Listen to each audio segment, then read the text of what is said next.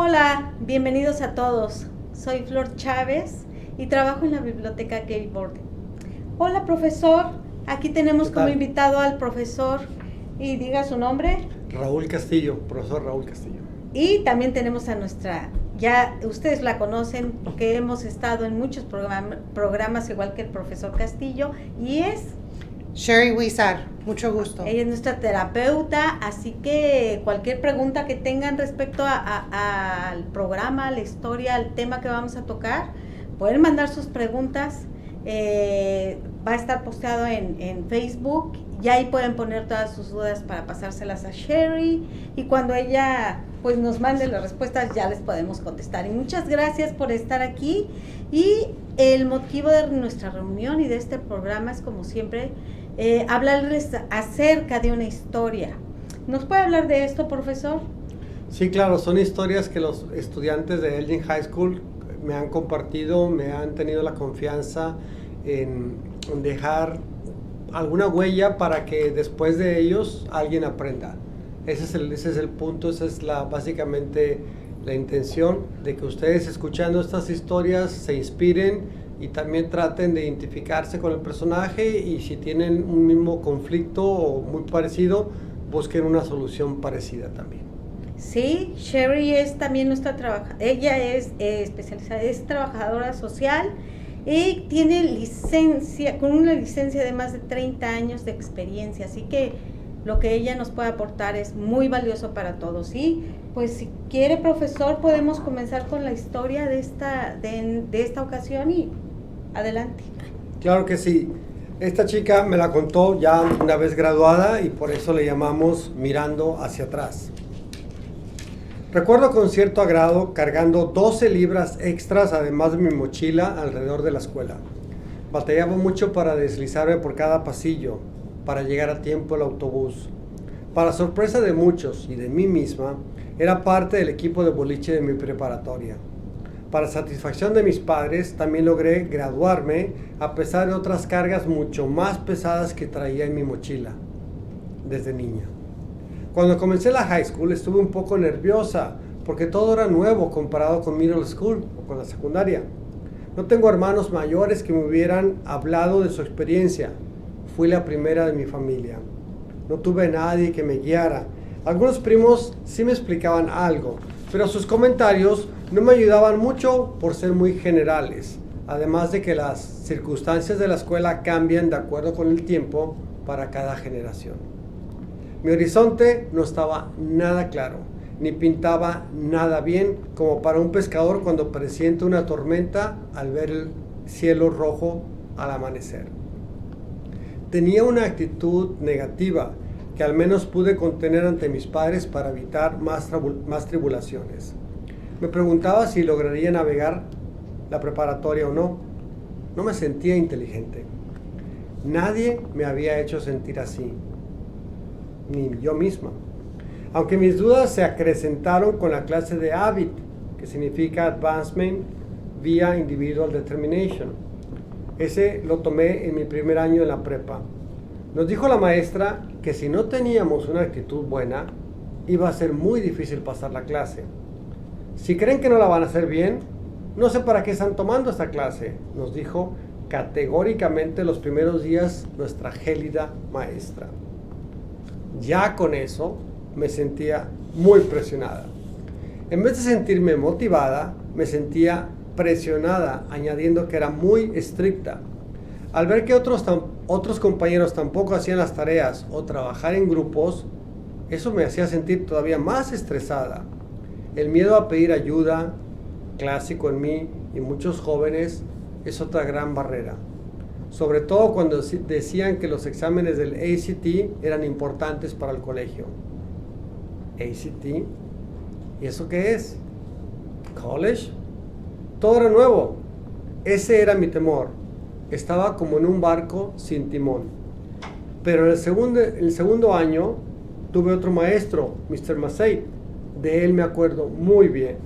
Con él me sentí un poquito mejor, ya que sí nos ayudaba en lugar de solo intimidarnos. Nos decía que podemos lograr todo en esta vida, si tenemos actitud. Si quieres hacer algo, hazlo. No te fijes en los que no lo logran, sino en por qué no lo logran. Con este maestro sentí la confianza para preguntar qué significaban los préstamos. Desde que era freshman me habían hablado de colegio, pero no de la forma de pagarlo. Para ser honesta, ni siquiera me preocupaba eso porque era tan confuso y a la vez me causaba temor solo el hecho de preguntarle eso a la maestra del primer año. Teníamos un folder donde poníamos las metas que queríamos lograr en el año. Mi ignorancia era tal que solo puse un número. ¿Qué es esto? ¿Le voy a poner un 100 al ACT? Ya en el segundo año me sentí un poco abierta para preguntar, tranquila. Los tours a los colegios empezaron a crear curiosidad por ver mi futuro estudiantil. La primera vez que estuve en un colegio me dije, wow, esto es un colegio. Yo lo único que pensaba era que era como estudiar en línea. Recuerdo perfectamente la Universidad de Wisconsin, a la que había asistido con mi profesor de Avid. Allí en Madison, eso me abrió los ojos. Las escenas de estudiantes en las computadoras, unos leyendo, otros estudiando, otros caminando en el campus. Sentí una inmensa libertad, las ganas de estar ahí sentada estudiando tranquilamente. Antes de estos paseos escolares, la mayoría de mis compañeros estaban igual de perdidos que yo. Solo algunos tenían una idea clara de lo que harían después de la prepa y de cómo pagarían sus estudios, pero esos eran la excepción. Conmigo no hubo nadie de ellos que me orientara sobre todo esto. Casi nunca fui abierta con los compañeros de mis clases. Me sentaba en una esquina del salón, aislada lo más posible. Y así era aún más difícil conversar con ellos sobre eso. Aunque debo admitir que en mis primeros años, la única clase que recuerdo claramente es la de Avid. Me sorprende a mí misma que solo recuerdo el terror y confusión del primer año y la tranquilidad que solo sentía siendo parte de la clase en el segundo, con compañeros más abiertos también. Un efecto positivo de todo esto es que en ese año, como sophomore, me metí al boliche. Hablé con mis amigas para convencerlas de hacer esto, ya que no tendríamos que pagar nada. Nos iban a prestar los zapatos y los bolos de boliche. Pero usaron la eterna y simple excusa de no tener tiempo, de que tenían que trabajar, o simplemente no les llamaba la atención eso. Aunque no era muy buena para jugar, me divertía mucho. Sentí que eso era para mí. También tuve una buena conexión con el entrenador de boliche. Me podía sentir yo misma siendo parte del equipo. Mi mamá me preguntaba, yo no sé para qué te metes a eso, ni siquiera es un deporte, no es algo para niñas tampoco. ¿Por qué mejor no eres porrista?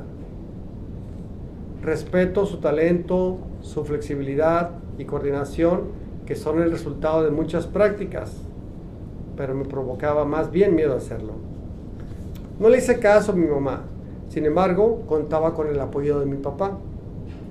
Todo lo que me dijo fue lo de siempre en estos casos, que no descuidara la escuela. Mas gracias al boliche, me sentía mejor. Me sentía mejor después de cada clase. Básicamente me hacía olvidar el estrés de la escuela, sin el afán de descuidarla, claro, a pesar de que debo confesar que a veces no hacía las tareas cuando llegaba tarde de los juegos. Más que cansada, era por la falta de energía interior que me moviera a hacerla. A veces las únicas tareas en las que me podía enfocar era la de mis hermanos, para quitarle la frustración a mamá. Sin embargo, debo admitir que los estilos de enseñanza diferentes a los que me habían enseñado a mí, me dificultaban hacer esas tareas, esa tarea de hermana mayor. Sobre todo que estando chiquita, nunca fui una genio con las unidades, decenas y un montón de números. En mi tercer año como junior, hacer un currículum o un resumen fue todo un reto. Casi no había participado en ningún club, en ningún deporte. No tomaba parte de las actividades de la escuela, ni siquiera había trabajado. Entonces, ¿qué iba a poner yo en ese papel? Lo único que hacía es ser voluntaria en la biblioteca y haber jugado boliche. Pero pensaba que no sonaba como algo importante. Me sentía tan atrasada al ver los otros currículos de mis compañeros llenando por completo todas sus formas. Me hubiera gustado haber hecho lo mismo, declarar todas esas actividades, hablar de mi trabajo. Al compararme, me sentí pequeña. Mirando hacia atrás, me arrepiento de no haber hecho nada extra, de ser solo un estudiante promedio que iba a la escuela y que hacía algunas veces las tareas. No tenía ninguna otra cosa en mi día a día. Escuela, casa, tarea. Era todo. Lo único adicional que hacía era ayudar a mis hermanitos con sus tareas cuando mi mamá no les entendía tampoco. Si ahora un freshman me preguntara sobre un consejo, le diría que se meta a alguna actividad de la escuela, que no se quede solo con la intención, que haga algo, que aunque crea que no es bueno o buena para eso, simplemente que lo trate. Yo sé bien que muchos ponemos la excusa de que no tenemos tiempo, pero haciendo un horario de tus actividades, una agenda, claro que se puede. O buscando actividades que se acomoden, ya sea en la mañana, temprano o en la tarde. Siempre hay una actividad o un club en el que quepa tu horario. Yo sí lo tenía, solo que no quería molestar a mi mamá para que me llevara o me trajera, sabiendo que algunas actividades se acaban tarde y pues ella llegaba ya cansada de trabajar. Mi padre igual, llegaba hasta la medianoche. No tenía a nadie a quien pedirle un ride. Hubo unos familiares que me recomendaban que sacara mi licencia para moverme yo misma, pero no les hice caso. No tenía la confianza de lograrlo. Siempre quise hacer banda, la banda de música, pero no sabía nada de instrumentos, solo me interesaba. La epifanía llegó en un juego de fútbol americano de la escuela al que asistí y vi a los chicos usando su talento musical. Quería ser como ellos. Inmediatamente al día siguiente después fui con mi consejero a ver si había la oportunidad de meterme a esa clase de banda y tanto mi consejero como el maestro de esa clase aprobaron la idea, a pesar de no tener ninguna experiencia. Ahí conocí a algunos amigos que me ayudaron con las cosas y notas básicas, las canciones, y me dije, ¿por qué no hice esto desde un principio? Hubiera tenido más conexión con toda esta gente tan maravillosa que me hace sentir tan bienvenida. Qué bueno que mis hermanos también les llame la atención la escuela, sobre todo mi hermana. Como dije antes, yo no era tan buena. Me distraía mucho, no le ponía mucha atención a la maestra. Por eso en los primeros años, si hubiera habido una sección para sentar a los no inteligentes, yo misma me hubiera sentado ahí. Mis padres trabajaban y nunca me podían ayudar con las tareas. Aún existen en casa mis reportes de calificaciones, mismos que yo sí leía y entendía muy bien. Está retrasada en sus clases de lectura y matemáticas, decían con una letra muy clara. Me hubiera encantado tener una hermana mayor que me hubiera ayudado con las tareas, alguien que me guiara, que fuera mi apoyo. Tengo dos mayores, pero están en México. Sin embargo, ni mi madre ni yo tenemos una conexión con ellas, ni siquiera por teléfono. En mi último año de preparatoria, apliqué a varias universidades y casi no me aceptaron. Nada más 3 y otra me puso en lista de espera. Las únicas que me acuerdo que me aceptaron luego fueron el Elgin Community College y la Judson University. Pues esta última siempre me ha llamado la atención. Cada vez que pasaba por ahí, al ver todas las banderas me decía, wow, ¿esto es una escuela? También le pregunté a mi tío, quien es pastor, ¿ese edificio es una escuela? Sí, en efecto, es una universidad cristiana. De hecho, una de mis compañeras de escuela siendo niña también fue a esa universidad. Me dijo que es una buena escuela y que le ofrecieron un montón de dinero en becas. Voy a intentarlo, me dije. Si me aceptan, qué bueno. Y si no, me voy al ICC. Y luego me puedo transferir. Y sí tenía razón mi ex compañera. Me dieron muchas becas, basándose más que nada en mis calificaciones, pero no en mi ACT. No soy nada buena para tomar exámenes largos. Al final, Mi GPA, o sea, mi porcentaje de grados, y el deporte fueron la llave que me dio la entrada. Aunque debo admitir que la misma sensación que me invadió al entrar como freshman a la preparatoria fue la misma al momento de aplicar a esa universidad. ¿Y si no lo logro? ¿Y si no me aceptan? ¿Y si mis clases se me hacen difíciles? Lo bueno es que desde la inscripción sentí buena vibra, sobre todo al decirme que hay ayuda para todas mis inquietudes escolares. Debo de admitir de nuevo que sigo siendo miedosa para pedir ayuda, aunque no a niveles comerciales como cuando era niña. Y no se me olvida que casi todos los maestros de la high school te dicen una y otra vez, ya cuando sales de aquí, prácticamente eres solo tú. No tienes a nadie más como aquí que te van recordando sobre hacer tareas, las fechas de los proyectos, pero en el colegio no es así. Entonces me dije, tengo que ponerme en línea correcta para cumplir yo sola con todo.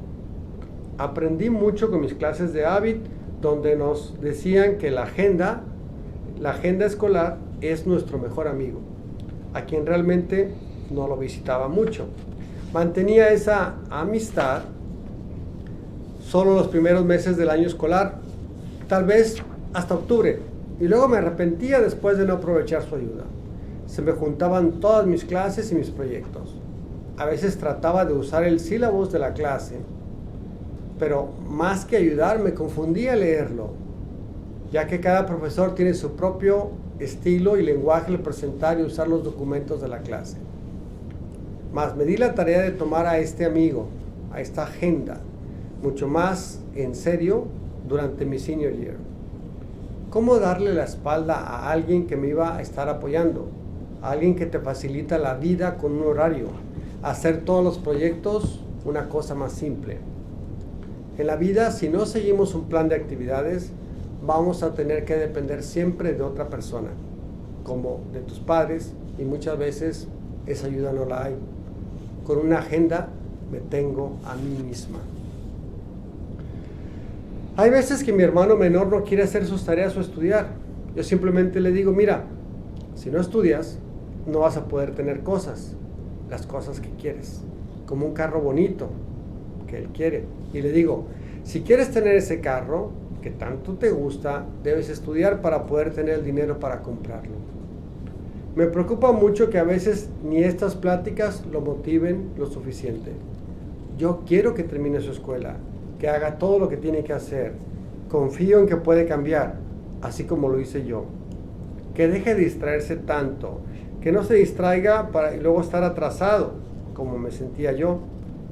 Y espero también lograr que cambie su mentalidad, que entienda que lo hace por él, por su futuro y también por la familia, así como lo hago yo por ellos. Por eso no dejo de brindarle el apoyo y la guía que yo no tuve. Desde niña, quien más me empujó en mis cosas de la escuela fue mi papá. Nunca dejaba de decirme que lo intentara. Me regañaba cuando no hacía bien mis tareas, cuando hasta las vocales se me confundían por mis múltiples distracciones. E incluso hasta llegó a jalarme de las greñas. Pero entiendo ahora que era bueno para mí. A mi mamá no le gustaba que mi padre me regañara tanto, que me presionara. Ella solo me ponía a colorear. Ahora observo la gran diferencia con mis hermanos pequeños, quienes tienen acceso a mucha tecnología y hasta muchas más opciones para ver programas de televisión. Casi no los regaña como me hacían a mí, ni cuando hacen sus berrinches. Pero gracias a las llamadas de atención de mi papá, no me fui por una ruta diferente, por un camino chueco. Viendo que mi mamá no les dice nada, siento que va a llegar el momento en que no le van a hacer caso, o que van a hacer otras cosas no tan buenas, sobre todo mi hermanito, que es más rebelde. A veces yo soy la que tiene que tomar ese rol de mamá, ya que ella llega muy cansada y el único que lo regaña es mi padrastro, pero de una forma tan fea que siento que esa no es positiva para ellos. Por eso mejor me encierro en mi cuarto, en el cuarto con mi hermano. Hablo a solas con él y tratar de enderezar lo que mi madre no corrige. Por otro lado, Estoy agradecida que mi padrastro y mi papá se llevan bien. No muchos lo pueden hacer. Muchas madres no dejan ver a sus verdaderos padres. Claro que sí me afectó el hecho de que mis padres se hubieran separado cuando yo era una niña. En mi adolescencia lo fui asimilando poco a poco, pero el primer golpe fue muy duro en mi 4º año de primaria. Papá se la pasaba tomando, gritándole a mi mamá, pero trataba de no hacerlo enfrente de mí. Hoy en día también ella valora que mi padre haya sido estricto conmigo y que a pesar de todo lo que pasó, pude terminar y puedo decir que estoy bien ahora, siendo ya una joven adulta, a punto de entrar a la universidad. Dudo que mi madre solita hubiera podido guiarme hasta donde estoy. Ella tampoco tuvo una buena infancia, no terminó la escuela, ni siquiera tuvo una mamá que le diera consejos. Claro que la quiero tal como es, no tengo nada que reprocharle. Mi padre ha cambiado mucho, ya no toma como antes, me sigue apoyando en las buenas y en las malas, dándome los mismos buenos consejos que le daba su madre, arrepentido él de no haberlos escuchado, de preferir las calles que la escuela. Su sueño ahora es verme con una carrera, que cuando ya sea su turno de irse en paz, sabiendo que hizo de mí una persona de provecho. Deseo enormemente cumplirle el sueño de terminar una buena profesión. Mi madre veía en mí a una futura enfermera, igual que una de sus hermanas, pero aún así ha decidido apoyar a que yo quiera completar mi asociado en psicología para niños. Tal vez esta meta empezó al estar buscando unos papeles y encontrarme con un folder que me llamó la atención. Tenía mi nombre y mucha información. Entre otras cosas, esas líneas trajeron a mi mente cosas que no aparecían en mi conciencia. Hablaban de mi apego enfermizo de andar siempre con mi madre, pero también de que cuando me quedaba solita me las arreglaba para calentarme sola las cosas en el microondas. Sentí que el papel me gritaba al leer de mi dificultad para hablar, de ser muy poco expresiva. Lo que sí recuerdo es tener visitas de una señora que venía a mi casa, me evaluaba por mi atraso en la lectura y escritura y hasta leía con ellas libros como Chicken Chicken, Boom Boom de Bill Martin Jr., el que recuerdo mucho mejor.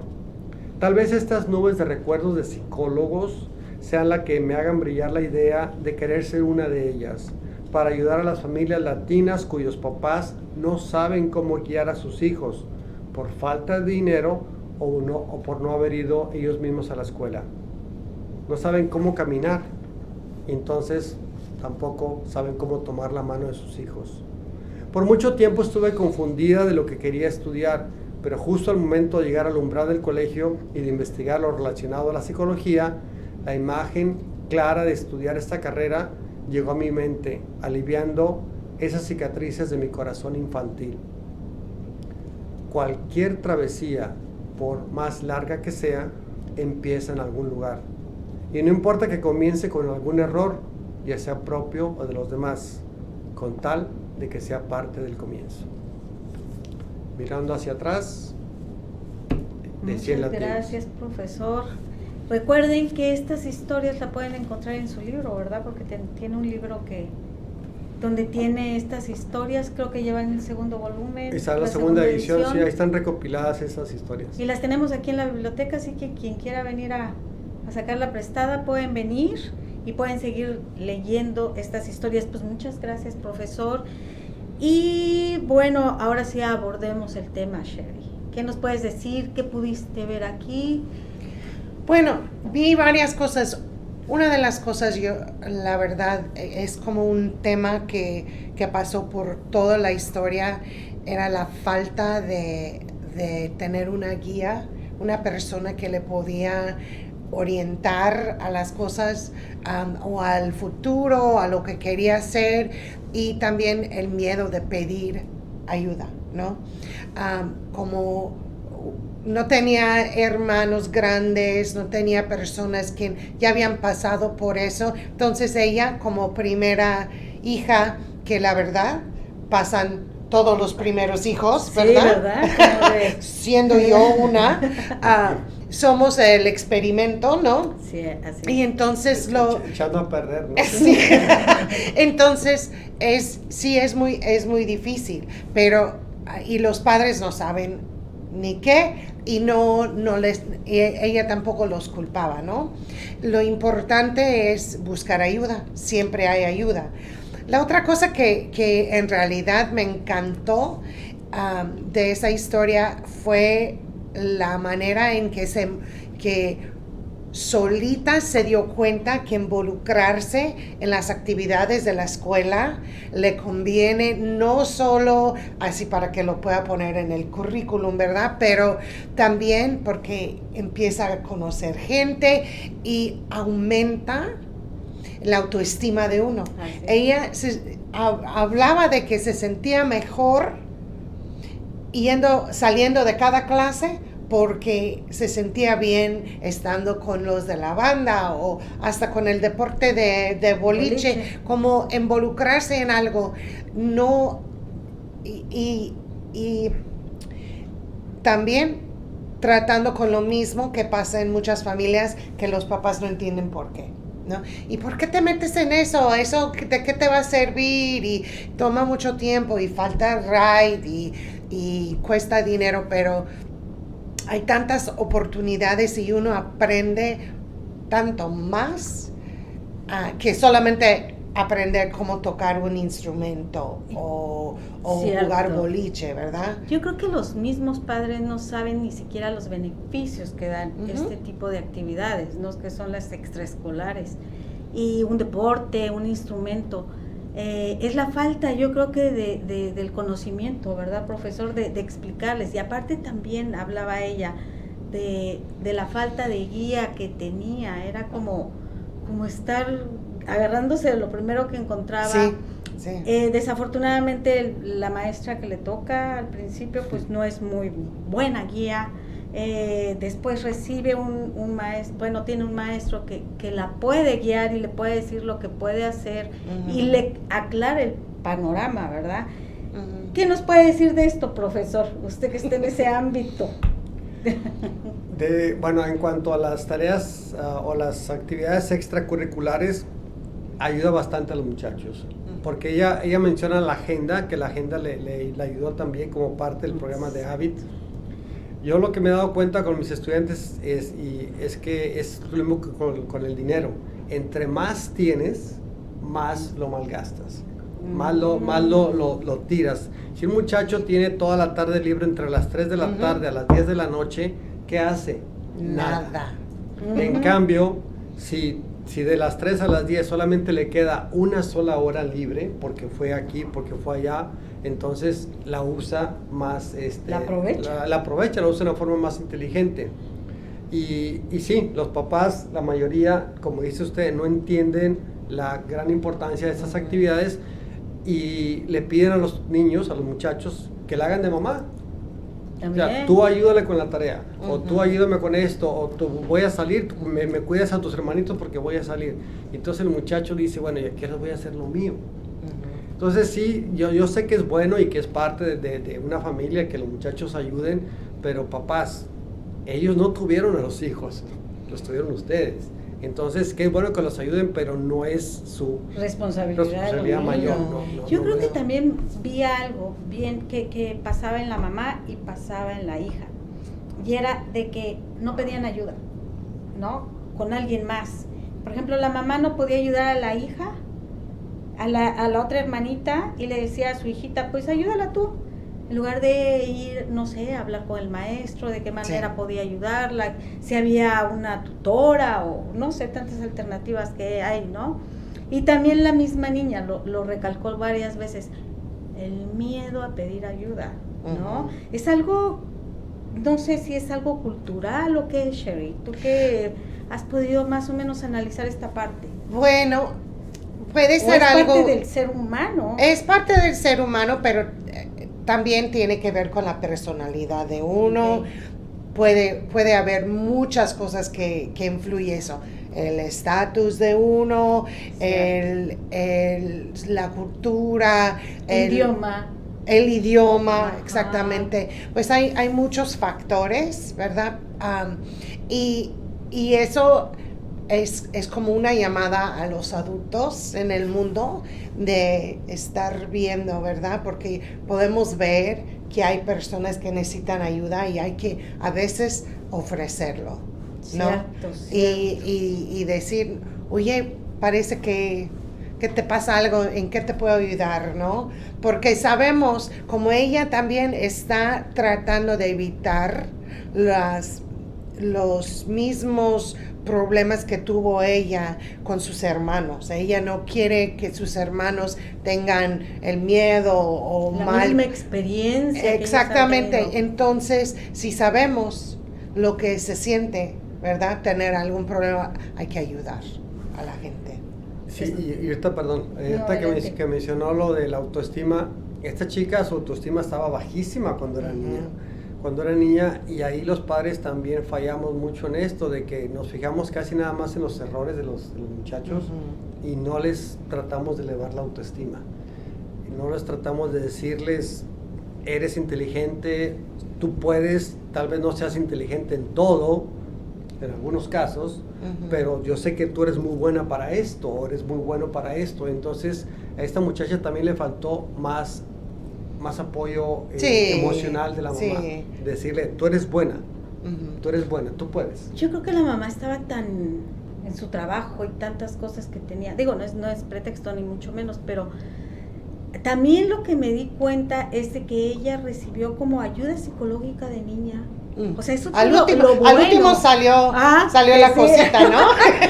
que yo creo que esa parte, no sé si la mamá o el papá, pero alguno de ellos detectó esa parte y pidieron ayuda o les ofreció a la escuela la ayuda, pero sí tuvo un acompañamiento, se ve, donde decía que no hablaba, ¿no? Y de que tenía problemas para integrarse, para aprender. Y el hecho de que no se acordaba ella de esa cosa, entonces no tampoco se acordaba como que de dónde venía la timidez. Exacto. O de dónde venía esa falta de autoestima, ¿verdad? Porque puede haber que empezó desde chiquita, ¿no? Sí, no se saben los motivos, ¿verdad? Y en la escuela y pues no hablas y pues te hacen bullying y no sé, vete a saber qué tantas cosas debió de haber pasado la niña, pero qué importante es acercarse a los maestros, acercarse a las ayudas que hay, Sí. porque hay mucha ayuda.